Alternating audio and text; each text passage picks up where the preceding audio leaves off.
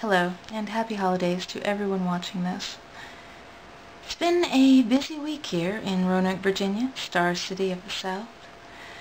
At least it's been a busy week for me and my mother.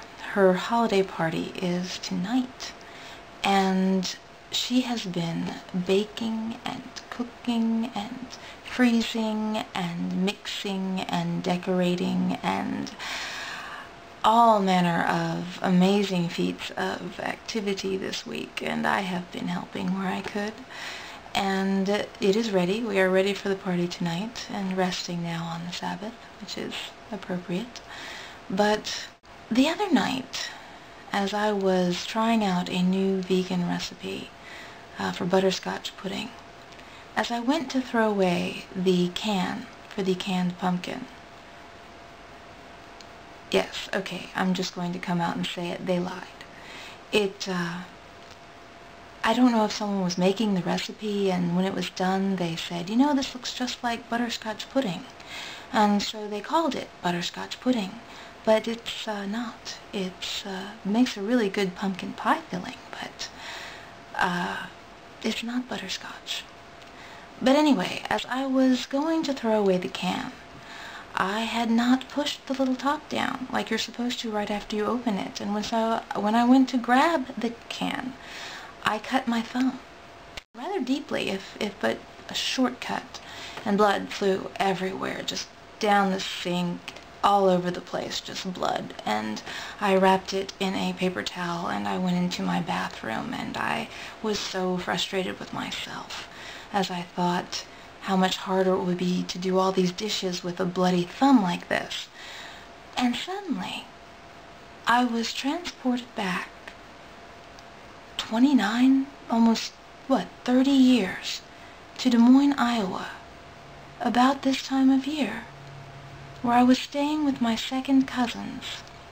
My father had gone away on some trip, some mysterious grown-up thing he had to do, and I was staying with my second cousins, and I missed him. My second cousins and their parents were very interesting people, very creative, talented, and interesting people.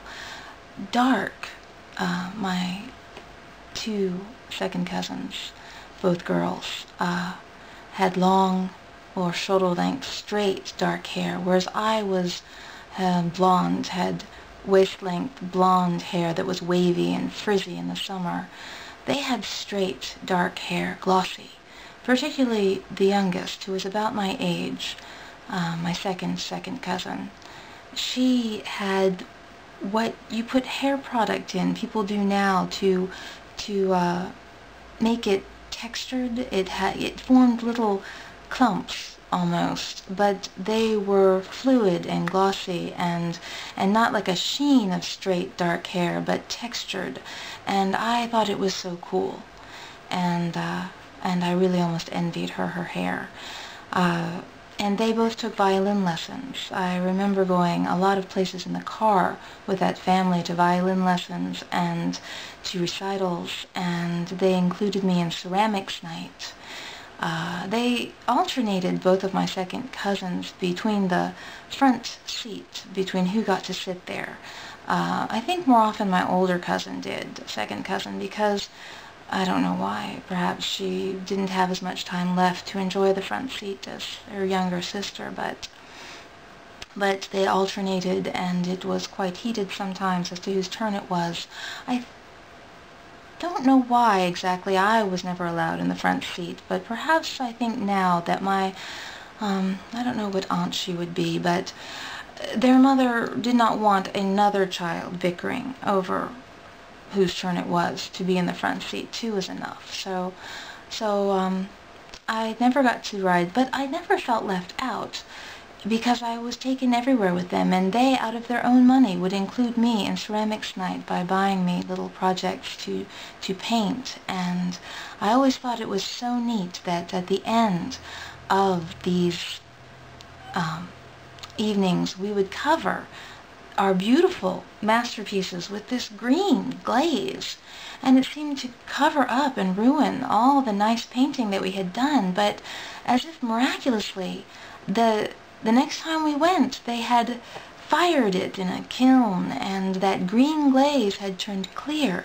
and what had been a dull pottery was now clear and glossy and shiny. And I know there's a life lesson in there somewhere, but in the interest of time, I'm just going to move on.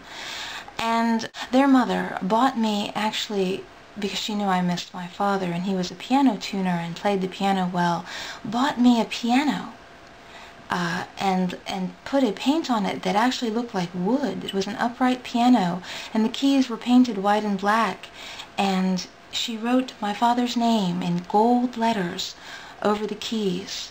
And I have that piano to this day, and it actually has a music box inside that plays when Irish eyes are dancing or laughing or something. But one day, my second cousin with the glossy, textured hair, my second cousin was in the kitchen, and I believe her mother told her to throw away a can. The top was up on it also, and my cousin reached for it and sliced her thumb to the bone, it seemed. Blood went everywhere, and her mother saw it and wrapped a dish towel tightly around it and bundled her up and took her out to the car, calling for her sister and me to follow, which we did. And she put my second cousin directly in the front seat with no questions asked, and because it was an emergency, and she got the front seat and automatically, and took her to the hospital and to the doctor's office. And I don't remember that part very clearly or at all, but I do remember when we got back, my second cousin sitting in an armchair, just slouched there, with her one leg thrown carelessly over the side of the armchair and brooding darkly as she sat there. I remember thinking how cool she looked, and how I wished I could sit like that, even if I had to have an injured thumb and look cool like that, because I was a very awkward child, very shy, and I felt self-conscious and felt that awkwardness keenly. And 30 years later, nearly 30 years later, as I stood in my bathroom and looked at my injured thumb, I cried. Maybe for all the times and the people that are gone now forever. Grandparents, parents. My father did come back from his trip, but he did die quite soon after that. Or maybe, I don't know. Well, that's the news from Star City of the South, Roanoke, Virginia, where we have a big star lit up on a hill at night. It's actually a mountain. Yeah. Happy holidays.